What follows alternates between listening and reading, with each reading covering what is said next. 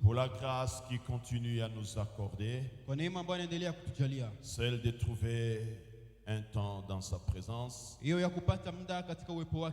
mais surtout seul de nous parler. Oui, bien-aimé. L'instrument du travail de Dieu, c'est sa parole. Quand il veut faire quelque chose avec quelqu'un, il lui envoie sa parole. Oui, bien-aimé.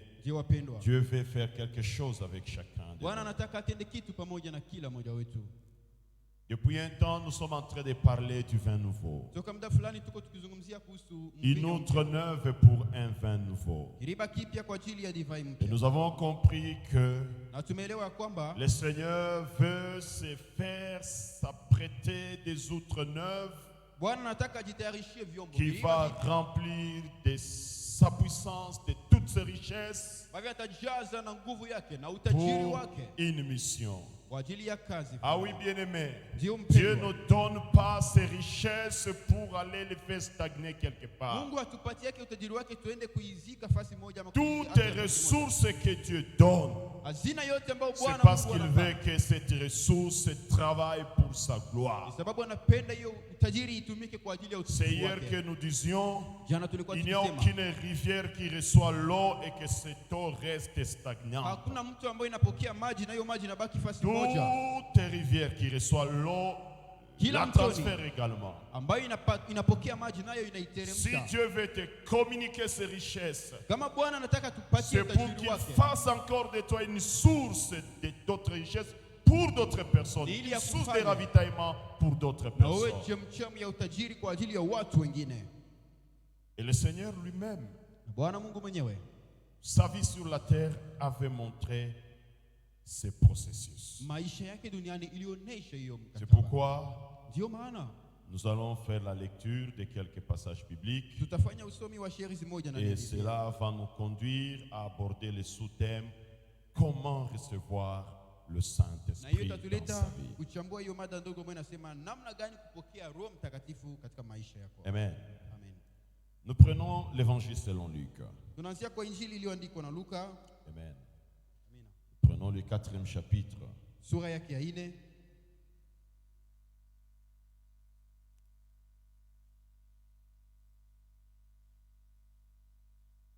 On prend le premier verset, puis nous allons sauter pour le 14e verset. Nous lisons au nom de Jésus. Luc chapitre 4. Le premier verset. Et puis le 14e. Je lis au nom de Jésus-Christ. Jésus, rempli du Saint-Esprit, revint du Jourdain et il fut conduit par l'Esprit dans le désert. Amen. Ça c'est le premier verset. Le 14e. Jésus, revêtu de la puissance de l'Esprit, retournant en Galilée, et sa renommée se répandit dans tous les pays d'alentour. Amen. Peut-être pour une bonne compréhension, je vais d'abord dans Éphésiens chapitre 5, verset 26. Amen. Je lis au nom de Jésus-Christ. Éphésiens chapitre 5, verset 26. La Bible dit ceci. Je commence par le 25e verset. Marie, que chacun aime sa femme comme Christ a aimé l'Église et s'est livré lui-même pour elle, afin de la sanctifier, en la purifiant et en la lavant par l'eau de la parole. Amen. Dans d'autres versions, on dit en la purifiant par l'eau du baptême. Amen. Je retourne dans Luc au chapitre 24. Je prends 36 jusqu'à 40. Je lis au nom de Jésus-Christ. Amen. Tandis qu'il parlait de la sorte, lui-même se présenta au milieu d'eux et leur dit: la paix soit avec vous. Saisis de frayeur et d'épouvante, ils croyaient voir un esprit. Mais il leur dit: pourquoi êtes-vous troublés et pourquoi Pourquoi pareille pensée s'élève-t-elle dans vos cœurs? Voyez mes mains et mes pieds. C'est bien moi. Touchez-moi et voyez. Un esprit n'a ni chair ni os, comme vous voyez que j'ai. Amen. En disant cela, il leur montra ses mains et ses pieds. Amen. Amen. Je prends peut-être pour finir Jean chapitre, ou soit on prend directement Actes des apôtres. Amen. Les autres versets, nous allons les évoquer. Je prends chapitre 1er, 11 jusqu'à 13, puis chapitre 2, 1 et 2. Actes des apôtres, chapitre 1er, verset 11 jusqu'à 13.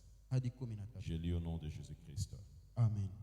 Et dire, hommes galiléens, pourquoi vous arrêtez-vous à regarder au ciel? C'est Jésus qui a été enlevé au ciel au milieu de vous, viendra de la même manière que vous l'avez vu allant au ciel. Alors ils retournèrent à Jérusalem, de la montagne appelée des Oliviers, qui est près de Jérusalem, à la distance d'un chemin de sabbat. Quand ils furent arrivés, ils montèrent dans la chambre haute où ils se tenaient d'ordinaire. C'était Pierre, Jean, et on cite les noms des disciples là-bas. 2, 1 et 2. Je lis au nom de Jésus-Christ. Amen. Les jours de la Pentecôte, ils étaient tous dans le même lieu. Tout à coup, il vint du ciel un bruit comme celui d'un vent impétueux, et il remplit toute la maison où ils étaient assis. Des langues semblables à des langues de feu leur apparurent séparées les unes des autres, et se posèrent sur chacun d'eux. Et ils furent tous remplis du Saint-Esprit et se mirent à parler en d'autres langues, selon que l'Esprit leur donnait de s'exprimer. Amen. Amen. Seigneur, nous avons besoin de toi. Parle-nous au nom de Jésus-Christ. Amen. Amen. Oui, bien-aimé, Dieu veut déverser ses richesses dans chacun de nous, et il ne le fait pas pour rien. Il le fait pour une mission. Personne n'a été touché par le Seigneur. Personne n'a été impacté par Dieu et resté tel qu'il était. Hier, nous avons dit que juste après la Pentecôte, après avoir été remplis du Saint-Esprit, quand les gens voyaient les disciples, tout le monde se disait, n'est-ce pas ces gens sans instruction? D'où viennent qu'ils parlent avec une assurance et une telle sagesse? Mais tous les miracles qu'ils sont en train d'accomplir, où est-ce qu'ils trouvent cette puissance? Ces gens que nous connaissons ne vaut rien du tout. Oui, bien-aimé, le plan de Dieu, c'est d'impacter la vie de chacun de nous, d'assaisonner la vie de chacun de nous. Toi qui étais nul, qu'il te fasse une source de grandes richesses et de grandes ressources pour plusieurs.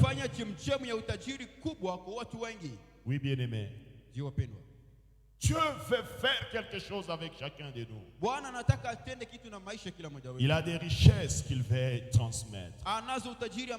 Voilà pourquoi depuis un temps, il est en train de nous dire qu'il faut être une outre neuve pour recevoir le vin nouveau, et qu'à travers toi, d'abord que ta vie soit relancée, soit assaisonnée, et qu'à travers toi qu'il puisse libérer la vie pour plusieurs.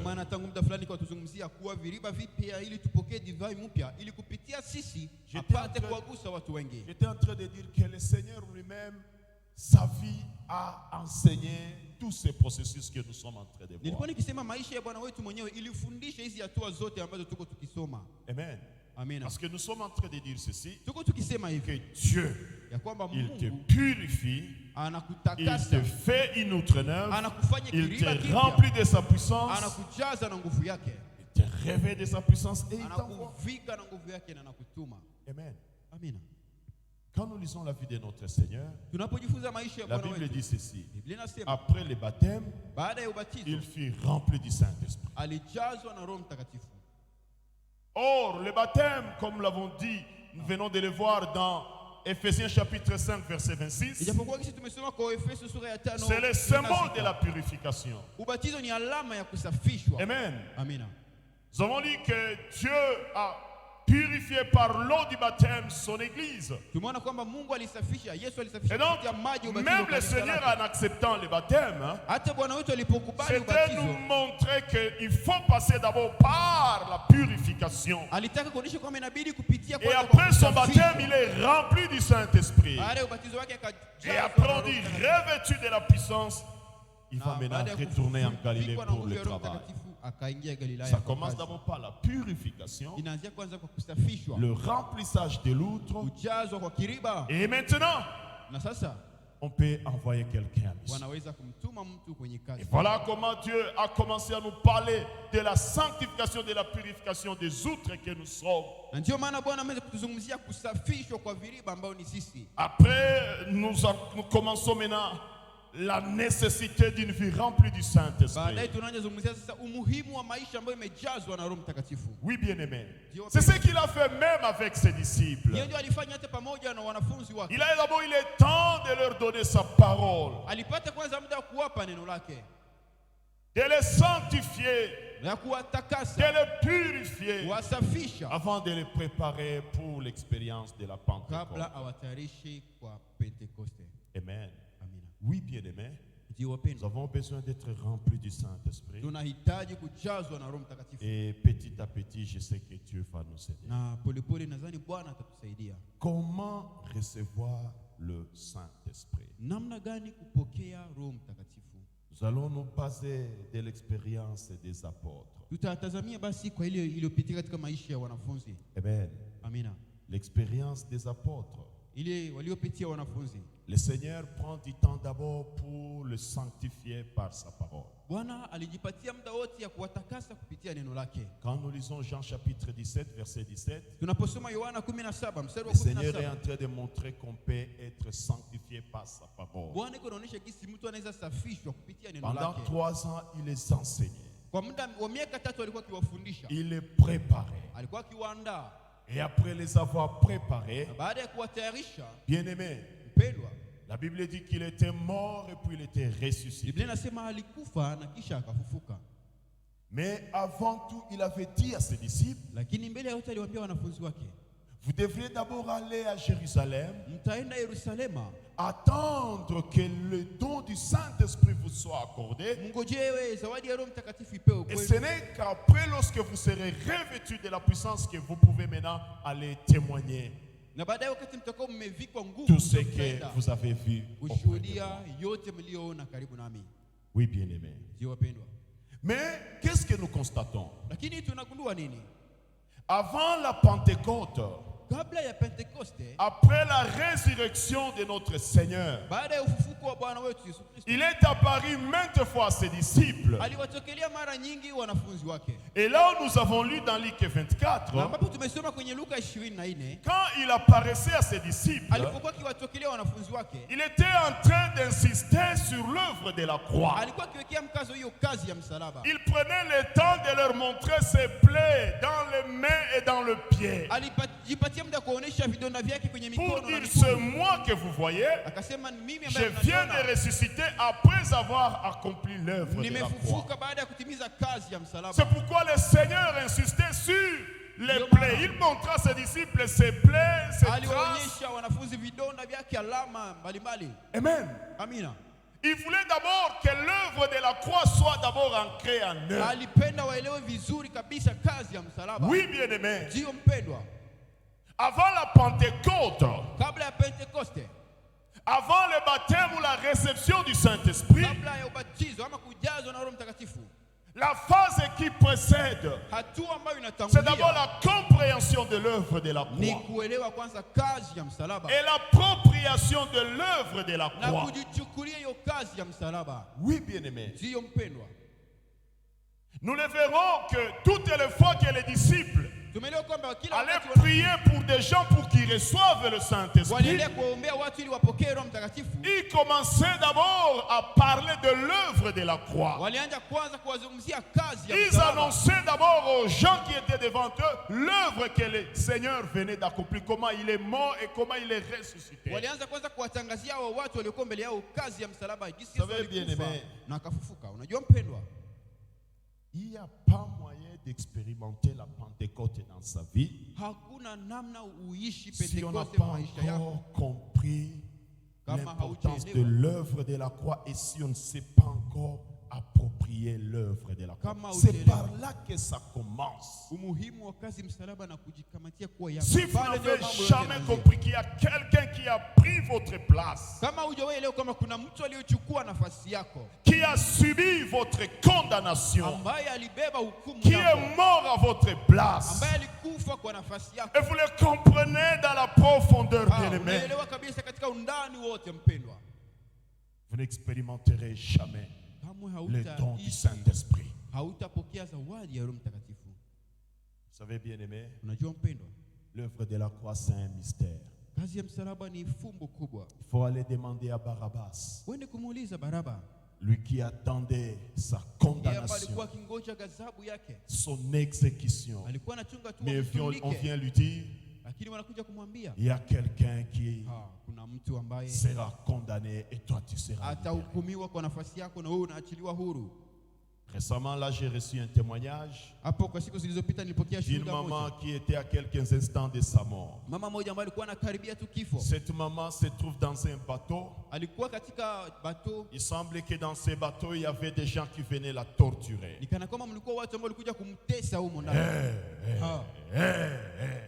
D'autres avec des lances en train de la pointer. Et cette maman, elle est revenue et elle a raconté ce qu'elle a expérimenté. Elle dit quand elle était dans ce bateau, il y avait des oppresseurs, des tyrans qui étaient en train de la torturer.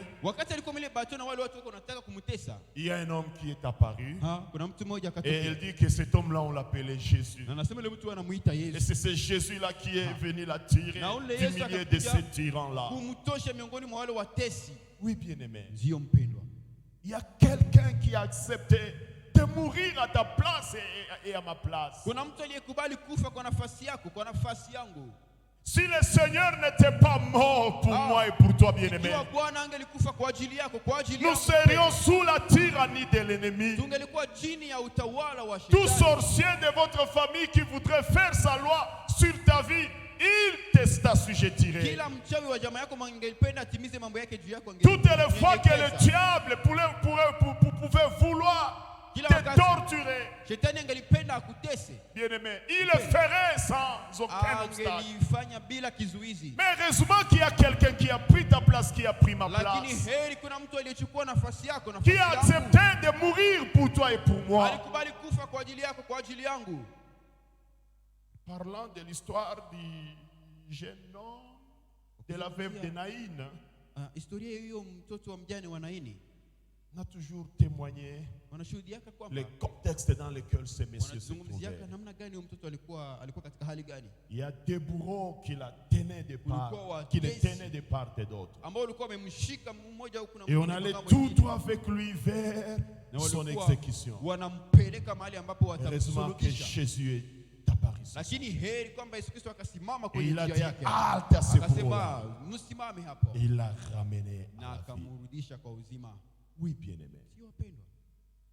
On ne va pas expérimenter les dons du Saint-Esprit, le baptême du Saint-Esprit, l'expérience de la Pentecôte dans sa vie, si on n'a pas encore compris l'amour de Dieu. Quand il y a péché, la sanction c'est la mort. Il faut qu'un homme meure. Et moi et toi nous étions destinés à la mort. Mais le Seigneur a pris la place de chacun. Et tout passe par la compréhension et l'appropriation de l'œuvre de la croix. C'est pourquoi dans ces apparitions, après la résurrection, toutes les fois que le Seigneur apparaît à ses disciples, Il insiste sur ses plaies. Il insiste sur ce qui venait de se passer à la croix. Oui, bien-aimé. L'appropriation de l'œuvre de la croix. Je vais dire à quelqu'un, nous devons comprendre profondément que notre salaire, c'était la mort. Moi et toi, de par nos actes, de par notre vie de péché, c'était la mort qui était notre salaire. Mais quelqu'un est mort pour nous. Qu'est-ce qui suit après? Nous voyons un esprit de soumission et d'obéissance à Dieu dans le disciple. Après les apparitions du Seigneur, il leur donne une orientation. Il leur dit: ne divaguez pas. Allez attendre à Jérusalem. Ne soyez pas pressés à aller de gauche ou à droite. Allez attendre à Jérusalem. Et là où nous venons de lire, la Bible dit: ils vont obéir à cette recommandation. Ils ne vont pas se disperser à gauche et à droite. Ils se réunissaient quelque part dans un lieu qu'on appelait la chambre haute. Bien-aimé, celui qui expérimentera le remplissage du Saint-Esprit, une vie remplie du Saint-Esprit, ou le baptême du Saint-Esprit. Parce que le baptême, je me souviens de l'homme de Dieu, Frère Renard Bonk, qui disait que le baptême, c'est un concept qui est venu de l'industrie du textile. Quand on voulait donner la teinture à un tissu, on le plongeait dans un liquide coloré. Dans un liquide coloré. Et quand l'étoffe était tirée de ces liquides, l'étoffe avait déjà la couleur de ces liquides. Et c'est de là où est venu le concept de baptême, dans l'industrie textile. Et donc le baptême du Saint-Esprit fait seulement dire que Dieu te prend, il te plonge dans le vent, dans la puissance du Saint-Esprit. Et quand tu sors, tu es impacté par le Saint-Esprit. Et tout ton être prend la couleur du Saint-Esprit. Et c'est là où nous avons dit, parmi les retombées, le Saint-Esprit nous donne à ressembler à Christ. Quand tu es trempé dedans, dans cette puissance, quand tu vas être étiré, tu ne resteras plus le même. Ceux qui te verront diront: ah, il a rencontré quelqu'un. Comme ceux qui avaient vu le père de Jean-Baptiste, le vieux Zacharie. Il ne savait plus parler. Les gens se pensaient, c'est le mouvement. Il a reçu une vision. Il a vu quelque chose. Le père de Jean-Baptiste. Oui, bien-aimé, quand tu seras trempé dans le Saint-Esprit, quand tu reviens, tu ne restes pas le même. L'impactation. Oui, bien-aimé. Nous voyons que ces gens sont caractérisés par un esprit d'obéissance. On leur a dit: allez rester à Jérusalem. Ne sortez pas. Quelqu'un mtu mwenye atachomvya ndani ya uwezo wa Roho Mtakatifu, mtu mwenye atabatizwa na Roho Mtakatifu. Bien-aimé, cela est précédé dans sa vie par une obéissance comme un enfant. Il va obéir à Dieu, à la parole de Dieu, vraiment comme un douru. On parle de l'obéissance aveugle. Oui, bien-aimé. La Pentecôte est précédée par un environnement. Un environnement de retraite. Ces gens-là ne restaient pas dans la cité. Ils ne restaient pas dans les communs du mortel. Ils s'étaient retirés dans ce lieu qu'on appelait chambre haute. maisha ya kakungu La vie haitakupermettre de la masse ne te permettra pas uichovye ndani ya de uwezo wa Roho te plonger Mtakatifu, dans la que tu puissance sois du baptisé par le Saint-Esprit. Ubatizwe na Roho Mtakatifu. Maisha ya kakungu La vie utakuwa de la tu masse, unasema bongo, vous mentez inakutosha muwepo. et ça t'enlève dans cette onction. Unasema kubyenye Tu bikuone, parles de ce qui ne te unakokota concerne huyu pas. munateta Voilà, kwanza, tu tires l'autre à côté, vous commencez na à médire. unatoka muwepo ambayo Et ça vous ilitangulia Pentecoste. enlève dans l'atmosphère qui précède Il y la avait un Pentecôte. environnement dans lequel se trouvaient les disciples. Kuna mazingira ambamo wanafunzi walikuwa. C'était un environnement de retraite. Ilikuwa mazingira ya kujiweka kando. Oui, bien-aimé. Ndio wapendwa. Par moment, tu as besoin de te retirer. Kwa muda fulani ni vema ujiweke kando. Dans la marche avec le Seigneur. Katika safari yako pamoja na Un Bwana. homme parle de va, cache-toi. Mtu mmoja anasema uende na ujifiche. Comme il avait été dit à Élie. Kama Yesu Va, alivyomwambia Elia. cache-toi. Uende ujifiche. Oui, bien-aimé. Ndio mpendwa. À un moment de sa marche avec le Seigneur, Wakati mmoja katika safari yako na vous avez Bwana, besoin de rester seul. unahitaji ubaki kwanza Dans un mwenyewe. environnement de la présence de Dieu. Katika mazingira ya uwepo wa Dans un Mungu. environnement de la prière. Katika mazingira ya maombi. Où vous n'êtes pas Pale ambapo surchargé de hauna fardeaux de cœur. mizigo muro. Où vous n'avez pas Pale de gens ambapo que vous portez dans votre tête. Hakuna watu unabeba mkichwa yako. Kuku watu wanabeba watu Il mingi y a d'autres kichwa qui yao. portent beaucoup de gens dans leur tête. Il connaît les histoires de tout le monde. Anajua mambo ya kila mtu. Anayua vya huyu, Il sait anayua ce qui est vya de celui-là, huyu. ce qui est de Ile celui-ci. mizigo ndani ya Et kichwa. tous ces fardeaux dans la tête. Haitakuruhusu Bwana. Ça ne te permettra pas. Rester dans un environnement de la chambre. Walibaki katika mazingira ya De chumba prier. ya maombi. Aucun fardeau dans la tête. Hakuna mzigo mkichwa kyao. Ils n'ont personne. Hawana mtu mwingine.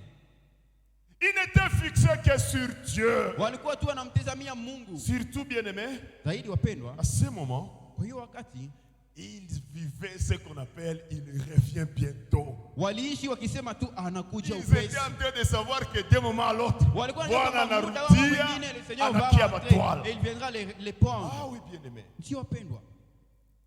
Je me souviens personnellement, Nakumbuka hata kibinafsi cela nous avait été. ile jambo ilitusaidiaka Au sana. départ au ministère, Kwa mwanzo wa huduma on était en train de se réunir, en train de savoir tulikuwa que nakusanyika tukijua Bwana, kwamba Bwana anataka kuja. le Seigneur est à la porte. Utafungula tu mulango, On mnasikia essaiera d'ouvrir parapanda. la porte et on écoute les sons de la Et trompette. souvenez-vous que le Seigneur, Nakumbukeni kwamba quand Bwana il s'était séparé de ses disciples, il avait dit, je reviens bientôt. alipojitenga na wanafunzi Ça veut akasema dire narudi un enfant de upesi. Dieu. Ni kusema mwana wa C'est lui Mungu qui sera rempli du Saint-Esprit. yule ambaye atajazwa na C'est Roho quelqu'un Mtakatifu. qui intègre cela dans son mode de vie. Il sait que le Seigneur revient bientôt. Anajua ile, anajua kwamba Bwana anarudi upesi. Ndio. Et c'est ça ce que Dieu nous demande. Na ndio yenye Mungu Il veut anatulomba. que nous puissions vivre Anataka tuishi en sachant qu'il revient tukijua bientôt. kwamba anarudi upesi. Wewe mwenye ungali na wakati yako, Toi qui penses avoir tout ton temps, ungali na wakati ya kwenda fanya kwanza aventure. tu as le temps de Tu as le t'aventurer temps. dans l'aventure. Mtu mmoja akasema pana Bwana, ngoja kwanza nianze Quelqu'un a dit, kujienjoy. Seigneur, attends d'abord que je puisse goûter le monde. C'est un environnement psychologique Ile mazingira qui ne permettra pas l'expérience d'être plongé dans le profondeur du Saint-Esprit, d'être baptisé du Saint-Esprit. abatizwe na Roho Mtakatifu. Dans cet environnement de la chambre Katika hiyo haute, mazingira ya chumba cha juu il savait que walijua kwamba il revient bientôt. anakuja upesi. La Bible dit, Biblia inasema ils étaient dans un esprit de communion, walikuwa katika roho ya umoja, en ushirika, train de prier. wakiomba.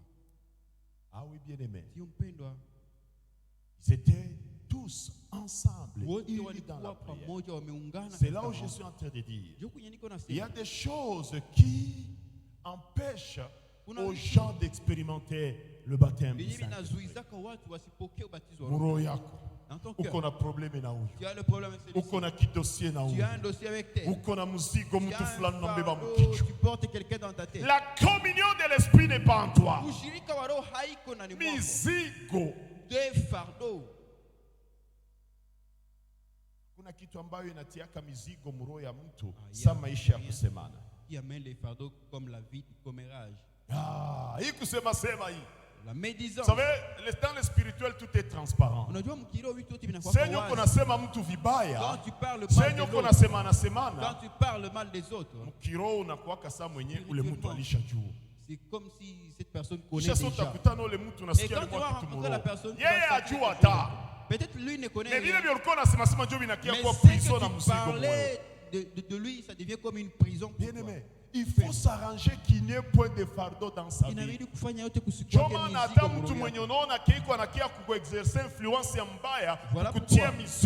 Quand tu trouves quelqu'un qui veut t'influencer négativement,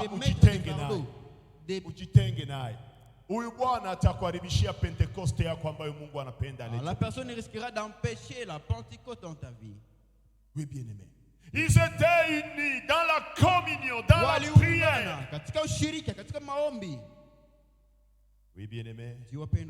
La Bible dit, dans cet environnement-là, de la chambre haute, dans la communion, en train d'attendre que le Seigneur revienne bientôt, dépouillé, en train de réaliser l'œuvre de la croix. Comment est-ce qu'il y a quelqu'un, vous savez, quand on comprend les mystères de Dieu bien-aimé, vous devenez comme un fou, en train de réaliser comment ils méritaient la mort, comment ils étaient sous l'emprise du diable, comment l'ennemi se jouait d'eux comme un chat qui se joue d'une souris, et comment par l'œuvre de la croix, il vient d'être sanctifié, il vient d'être pardonné, il vient d'être blanchi. Dans cet environnement psychologique et dans la prière, la Bible dit, il eut un coup un bruit comme un vent impétueux. Et ils vont sentir qu'ils sont comme électrisés tous ensemble dans cette chambre haute. Oui, bien aimé. Et c'est comme ça qu'ils vont se trouver en train de commencer à parler en des langues. Et quand ils se regardaient, sur chacun d'eux, il y avait comme une langue de feu. Et tous commençaient à parler en des langues qu'ils ne connaissaient pas.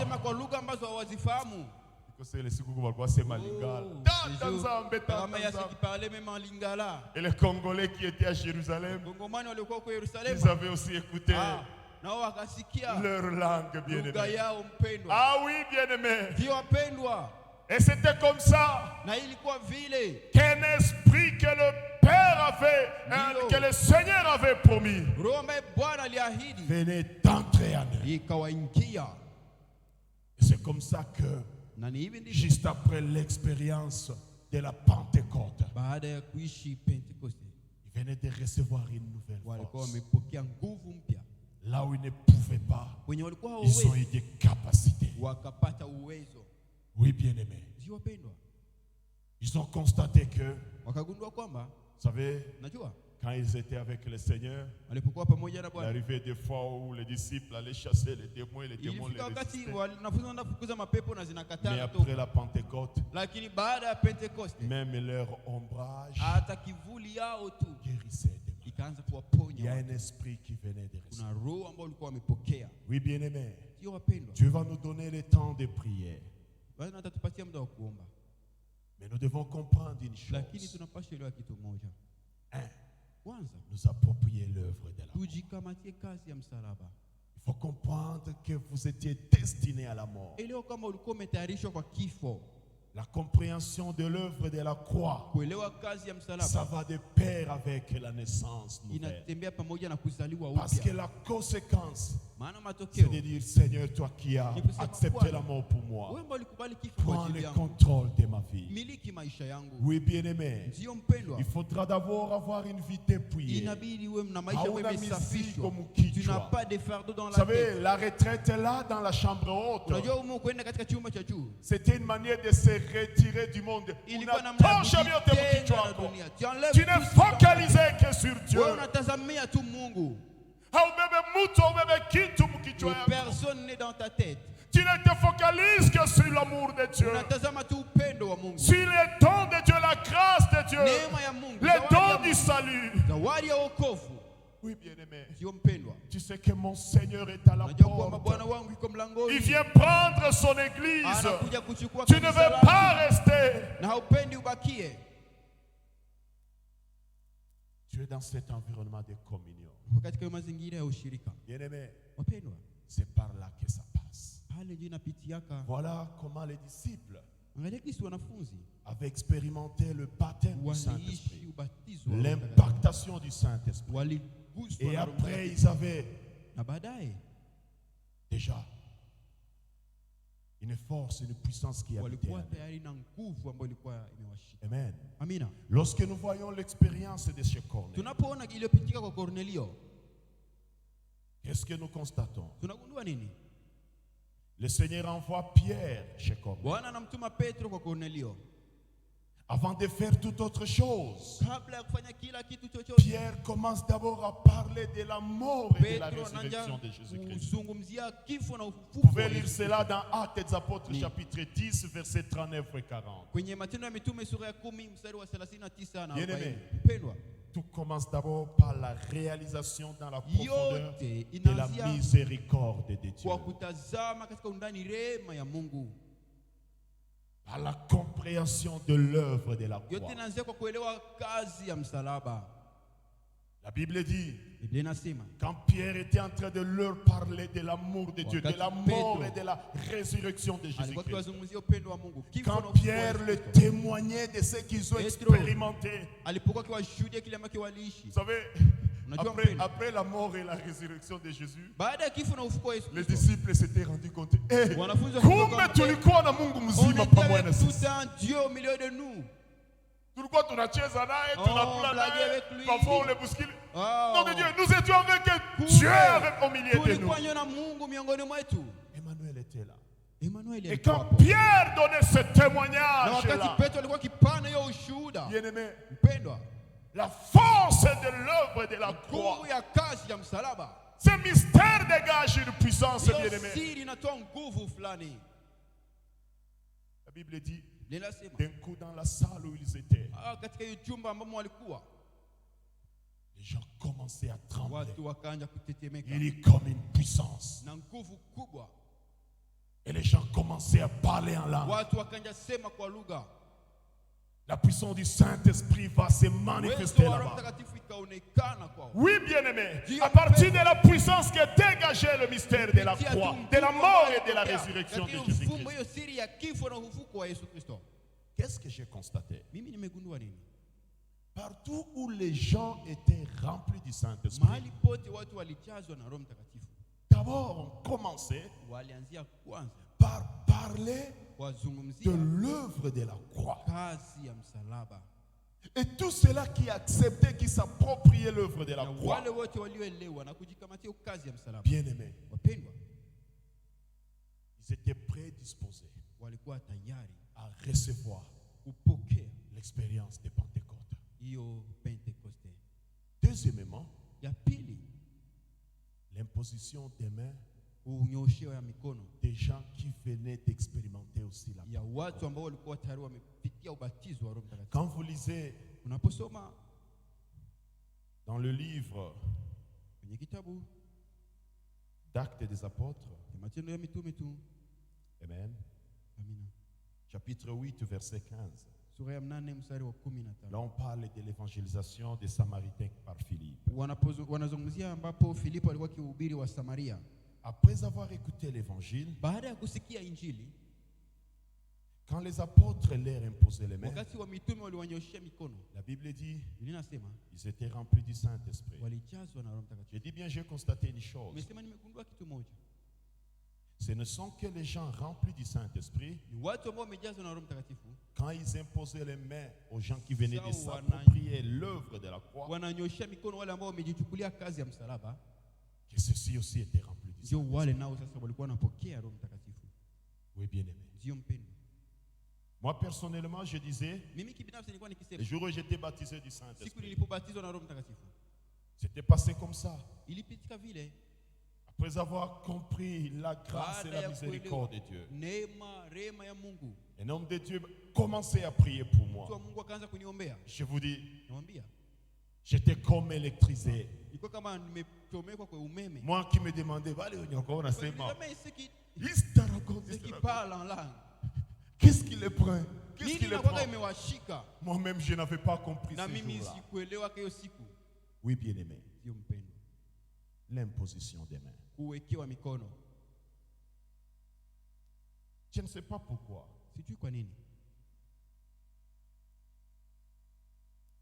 Je comprends aussi quand le Seigneur disait dans Jean chapitre 17 verset 20. Je prie également pour ceux qui croiront en moi par leur parole. Le Seigneur venait d'instaurer un système du fonctionnement de son royaume. Ceux qui ont reçu, oui bien-aimés, ils deviennent des canaux aussi de Dieu pour transmettre. Après l'expérience de la Pentecôte, vous allez trouver bien souvent Dieu utilisait ces mêmes apôtres qui ont expérimenté la Pentecôte pour communiquer le baptême du Saint-Esprit à d'autres. Je ne sais pas pourquoi Dieu fait ça. Quand vous lisez dans Nombre chapitre 11, le jour où l'Esprit de Dieu était donné aux 70, la Bible dit que Dieu avait pris de l'Esprit qui était dans Moïse et il avait distribué dans les 70 anciens. Ah oui, bien souvent, il est vrai que la Bible dit, si vous demandez au Père son Esprit, vous le refusera-t-il? Il fait comme il veut. Mais qu'est-ce que j'ai constaté? Bien souvent,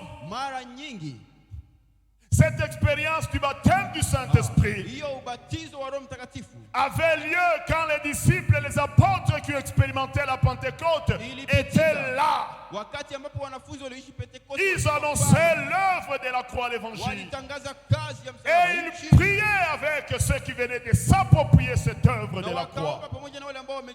Et les gens étaient baptisés du Saint-Esprit.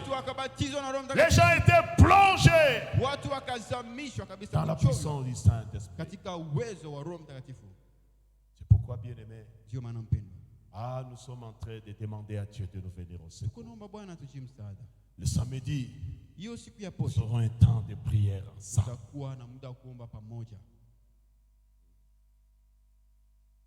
Et les hommes de Dieu, nous tous ensemble, nous allons prier. Nous allons dire, Seigneur, tu avais dit que si nous te demandons ton esprit, Père, tu ne vas pas nous le refuser, Seigneur. Père, remplis-nous de ta puissance. Donne-nous notre Pentecôte. Oui, bien-aimé, on en a besoin. C'est cette étoffe qui est trempée dans les liquides colorés qui, une fois retirée de ces liquides, avait déjà la couleur de ces liquides. Je vous dis, une église de gens remplis, baptisés du Saint-Esprit. Le pasteur, il sera léger la tâche. L'onction de Dieu révélera aux gens même des choses qui n'ont pas été même enseignées. Tuna watoto watiifu, kumbe hata baada ya mahubiri Roho Bwana anaendelea na kuwafunulia. Mtu anatembeaka hivi, mtu anatembeaka hivi, mtu anatembeaka hivi. Moi personnellement, la conduite que j'avais avec mon pasteur dans mon parcours, ce n'est pas qu'il y a personne qui me l'avait enseigné. Hakuna mtu aliniambia kasema utakuwa unatembea hivi na mchungaji wako, utakuwa unatembea hivi. Non. Quand tu as reçu l'onction de Dieu te révélera des choses. Il t'enseignera. Tu unaenda kuta mtu yuko particulier, unakosa siri yake ni nini? Bwana, kuna vitu ambavyo mpako wa Bwana unamfundisha. Que l'onction de Dieu l'enseigne. Dieu t'amène même au-delà de ce qui est en train de t'enseigner. Oui, bien-aimé. C'est par là que ça passe. Voilà ce que nous partageons d'abord pour aujourd'hui. Demain, nous allons continuer. L'appropriation de l'œuvre de la croix. Il y a quelqu'un qui a pris ta place, il y a quelqu'un qui a pris ta place. C'est moi qui étais destiné à la mort. Oui, bien-aimé.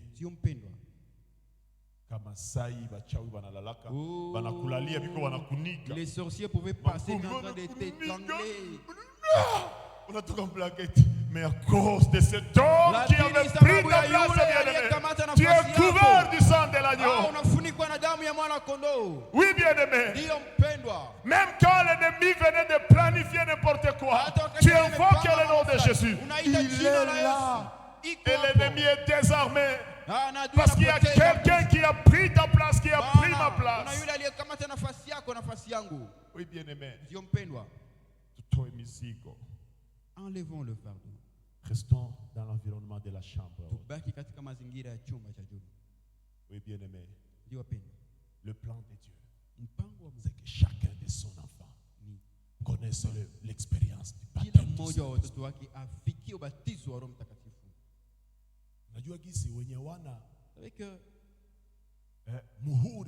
Ceux qui n'ont pas le sceau, ils n'entreront pas au ciel. C'est le sceau de Dieu. Cela n'est pas réservé aux serviteurs, je ne sais pas, une catégorie de gens. C'est réservé à chaque enfant de Dieu. Tu pourras aussi dire comme Paul, je prie tout par celui qui me fortifie. Amen.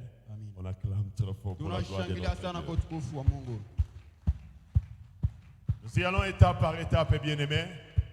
Et Dieu nous donnera une occasion de prier ensemble. Sans tarder, nous sommes debout. Oui. Que quelqu'un dise, Seigneur, donnez-moi comprendre la profondeur de l'œuvre.